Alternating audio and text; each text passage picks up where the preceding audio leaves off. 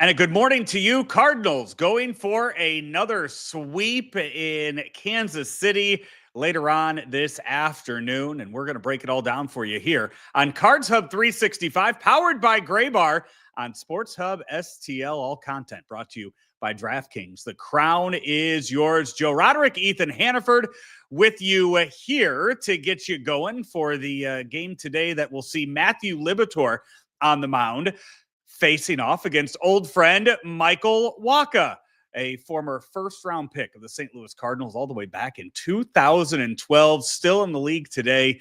And it's one of those, Ethan, you when we were prepping for the show today, we were going through and we were looking at the Wacha numbers. And yesterday, a big deal was made about Clayton Kershaw getting a start, making his first start of the year and pitching for the Dodgers. I thought for damn sure Wacha was closer to my age. I'm 40. I was thinking Wacha, he's at the end of the line. He's 37. He's 38. He's only 33 years old.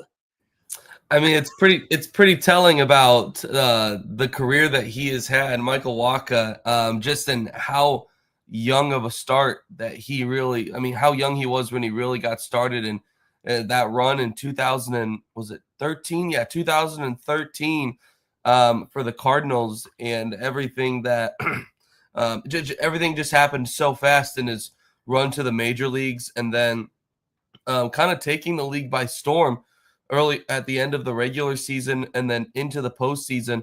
There was a couple of games there, it felt like, where you're not advancing if it isn't for Michael Wacha's performance. 2013 NLCS MVP, had a couple of big performances during the World Series as well that kept the Cardinals in it for as long as they did. There was no beating that Red Sox team in 2013 with everything that city had endured. But still, quite the run that Michael Wacha had in St. Louis in the early years of his career. And then he kind of, he fell off there for a couple of years, but it didn't take him that long to find it again. Kind of similar almost to a Jack Flaherty, a guy that, just needed a fresh scene once he kind of lost that magic touch in St. Louis, found it again. And he's had some excellent years, and good for him. A guy that I think St. Louis fans really love and respect for what he did for the city. Let's just hope that, today the Cardinals are able to get the best of them and roll on with another sweep on the road and can finish out this 9-game road trip with an 8-1 record. I wish Michael Wacha nothing but the best of luck 6 days from now in his next start, and then moving forward from there. But today, it's all about going 8-1 in this series against the Cardinals. In his career, by the way, Michael Wacha has made 4 career starts against the Cardinals since leaving them in 2019, made a start in 22, 23, and then 2 starts last year against the Redbirds. He's 4-0 with a 2.96 ERA in 24 and a third innings pitched. So he has come out ready to go against the Cardinals when his name's been called against his old team. And you mentioned kind of the resurgence of him and how quickly he came on the scene. You look at when he left St. Louis, it all really did fall apart. Just a terrible year in New York. When he was there, only started 7 games that season for the Mets back in 2020. Again, all of those numbers are skewed because of the 2020 season, but didn't really have it again in Tampa, and then started to pick it up again once he got back Boston and then the Padres, and then the last 2 years, kind of part of that Royals rebuild last year. If you remember last year when the Royals went out, and this was before, I guess, right after the 23 season, right at the start of the 23-24 hot stove season, the Royals went out and they're like, we have this really good young core. We got Bobby Witt out there. We have a few other young guys. We have a clubhouse leader in Salvador Perez. They went out and just started signing a bunch of veteran pitchers. And they said, you know what? It's similar to what the Cardinals kind of did, going out and getting those veteran pitchers, those veteran innings eaters. It worked out better for the Royals than it did for the Cardinals with that plan. But the Royals jumped on it real fast with what they did. Michael Wacha was kind of one of the centerpieces that they went to in moving forward. Yeah, I mean, when you look at his career in St. Louis here from 2013 to 2019, and had a couple of years where he battled injury in there. In 2014, he only started 19 games. But then in 15, 16, 17, he was the core of the starting rotation. I mean, averaging around 28 starts per year. During those 3 seasons, right around 150 innings thrown, 160 innings thrown. And, 2016 wasn't as kind to him, but specifically 2015 and 2017, pretty solid seasons. And then 2018 as well, just was injured for part of that season. But yeah, I mean, Michael Wacha definitely had a respectable time in St. Louis. Was never at the level that he was when he came up in 2012. Never found that level again, where we thought we had our next Cy Young candidate. Was never quite that level again, but a special player in the time that he was here, especially early in his career. Thought it was kind of funny.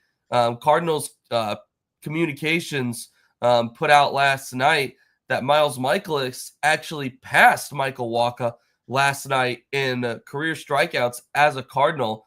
Michaelis jumped to 19th place when he struck out Salvador Perez in the 6th inning. That was a nice strikeout too. That was a real nice strikeout. Yeah, it was. Yeah, painted the corner with his 759th strikeout. So I thought it was kind of funny that Michael Wacha ended up somehow with a Cardinals connection even yesterday prior to his start. Reminded you of some of those good old days during that 2011 through 2015 run where the Cardinals were one of if not the best teams in baseball. Winning a World Series, making a run to another World Series in the NLCS a couple of times. It was a fun stint 2011 through 2015 for the Cardinals, and Michael Wacha was a big part of most of those years. We have lineups for you for later on this afternoon, and we will get to those in just a second here on Cards Hub 365, powered by Gray Bar. And if you're still suffering from supply chain issues and they're disrupting your operations, have no fear. Gray Bar has you covered. Go to graybar.com to start an order today. That's graybar.com, and fix those supply chain issues with Gray Bar, your distributor for electrical and datacom needs. The lineups for today, boom, there they are for you right there on the screen for you to see how the Cardinals are going to line up against Michael Wacha today. Lars Nootbaar is in right field today leading off. Mason Wynn is at short. Brendan Donovan at second. Nolan Arenado at third. Wilson Contreras at first. Ivan Herrera DHs. Alec Burleson is in left. Joel Pozo behind the plate for Matthew Liberatore. We'll get to that, touch on that here in a second. And Victor Scott II is back in center field for the Cardinals today. I will tell you this. I have not put together all of today's Roddy bombs. Shohei Ohtani will be in there. I can tell you that. Another guy that will be in there today, Nolan Arenado. In his career against Michael Wacha, Nolan Arenado is 9 for 19 with 4 home runs against Michael Wacha in his career. Nolan Arenado, a guy that we're planning. We're going to play him today. I haven't looked at DraftKings yet to see what the odds are on him homering. I haven't looked at the DraftKings Pick 6 app either to see what you could get that at and what you can team that up with. But if you head on over there, I know Shohei's odds of homering is probably gonna be like a plus 265. It's gonna be something low and something ridiculous that you're not gonna get a whole lot of value on. The Arenado one might be. The Arenado one might be around a plus 400. I'm opening it up right now to see what those odds look like for a Nolan Arenado home run today. And it has Nolan Arenado, a plus 700 on home run today.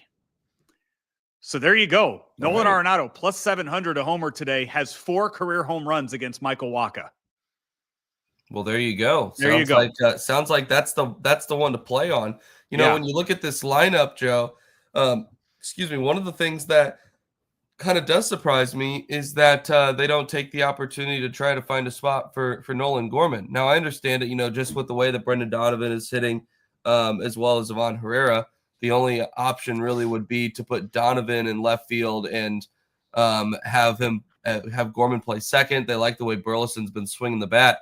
The reason I say that is because of the numbers against against Michael Wacha for Gorman, where he's 3 for 7 with an OPS of 1,000. So swinging the bat in a very small sample size, well against Michael Wacha. You can only. I understand you can only pay attention to that so much when the at bats are so few. It's a little bit of a different story when you triple them. In the case of Nolan Arenado, when he's had career success. Lars Nootbaar some success in his career against him as well. Brendan Donovan has not had much success, 1 for 9 against him, and Wilson Contreras has not either. He's just 4 for 18. 3 for 18. So it'll be interesting here to see which Cardinals are able to get to Wacha. Some of these guys that have had historic success against him can play in the lineup today. If those bats play, it'll be interesting to see. But once again, there are very few days coming around right now where I look at the St. Louis Cardinals lineup and I say, man, I don't like what Ollie's doing with it right now. I mean, Nootbaar has been exceptional at the top all season long. Mason Wynn has clearly figured it out in the 2 spot. Brendan Donovan, you can put him anywhere in the lineup. He's going to hit for you. Nolan Arenado in the cleanup spot. I know some people have been kind of questioning that, but it's something that it works for him. And sometimes, in times when a guy isn't at his best necessarily, consistency is key. Consistency is key, and that's what's worked for Nolan Arenado.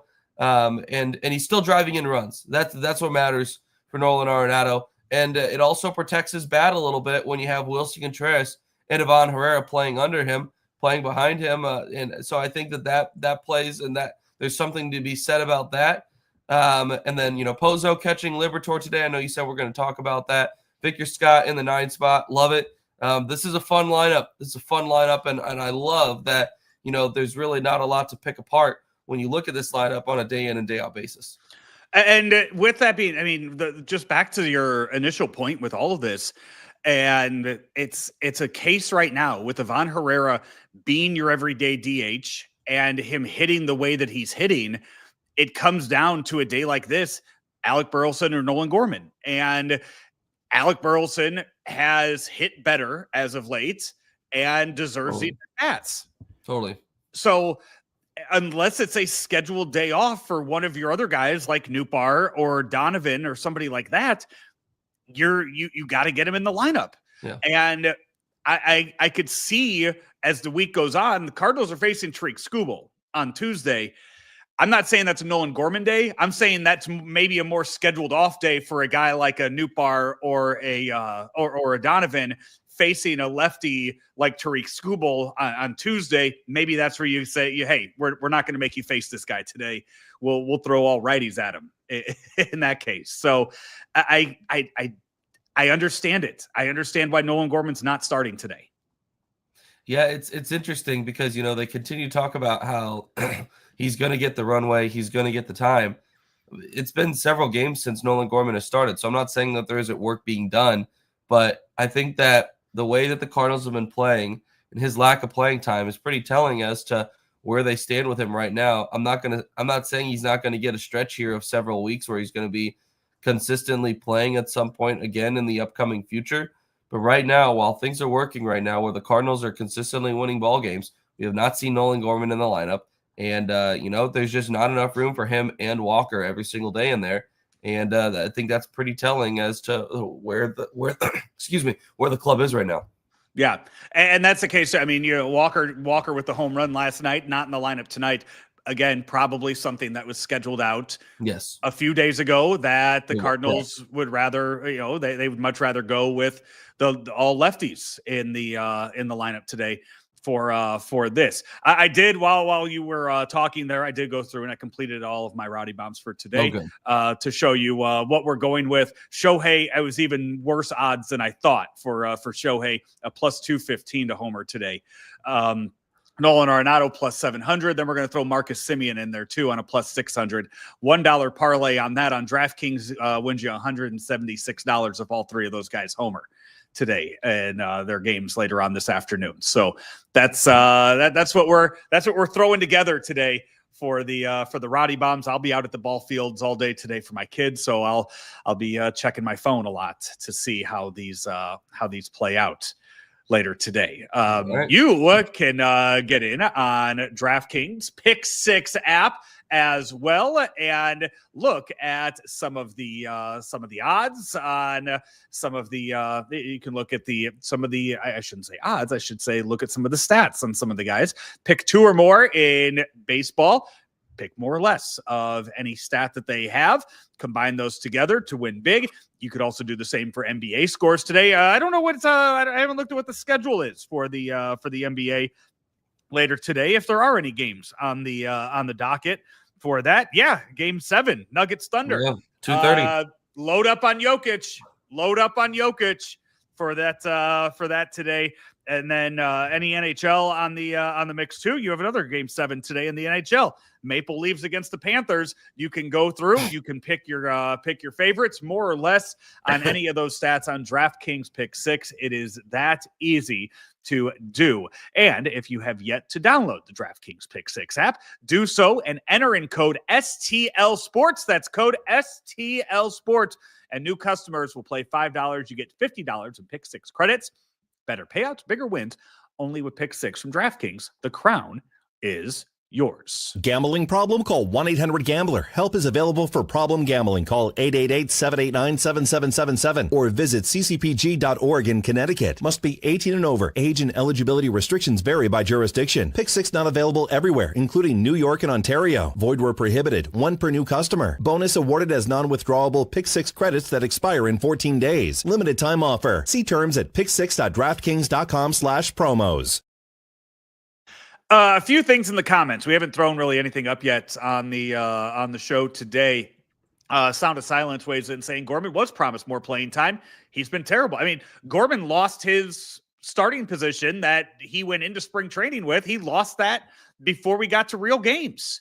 He was outplayed by Burleson, and Victor Scott worked his way in there too. So Nolan Gorman lost it even before April and hasn't really done anything to earn it back. So yeah, it's not a case. Yeah, you could be promised something. I mean, Rafael Devers was promised he was third baseman for life in Boston, and how's that working out for him there? So guys get promised things all the time. When you don't perform, it's going to be taken away, and it's going to be given to guys who perform a lot better in those cases. So it's Nolan Gorman is going to have to take any little opportunities he gets to earn any kind of playing time. Yeah, excuse me. It's interesting because, right, like, they have talked about how there was a point in which they're like, he's going to be playing every single day for this next stretch. And they have had those moments with him.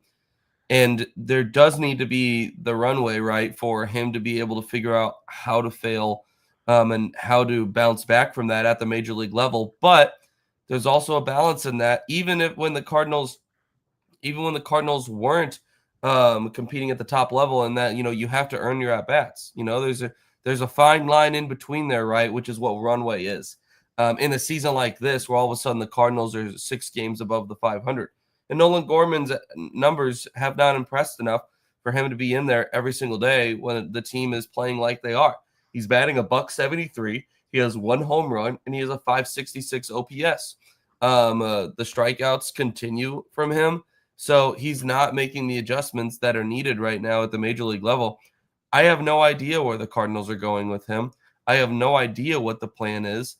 It felt like the plan, the more the Cardinals have won and the more that he has struggled, have kind of become, we're not sure right now. That we haven't heard a lot of comments made about where he is right now, about what's going on with him and Walker. Walker's getting more time and at least continues to look like he's fighting through it to a certain extent. He had the home run yesterday. He had a big RBI single in the Phillies series in one of those games.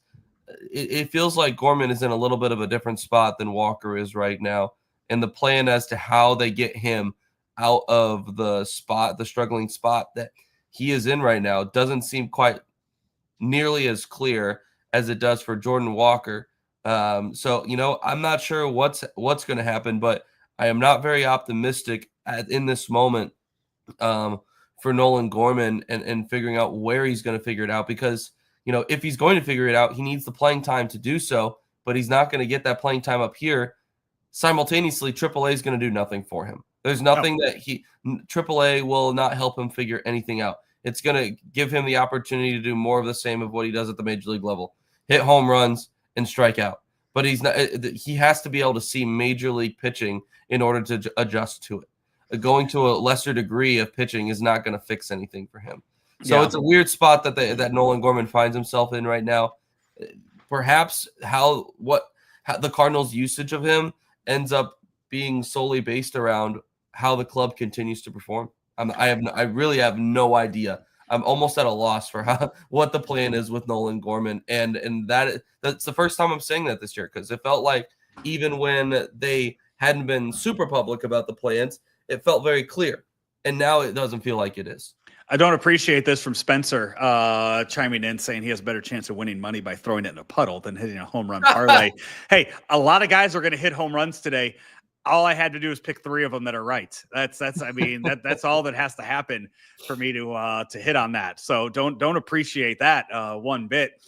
Did want to get into this because I saw this comment earlier today too, and I'd like a little more, maybe I'd like him to elaborate a little bit on this, because Bayo writes in, considering how good Herrera is at hitting, does it hurt his value to stay at DH?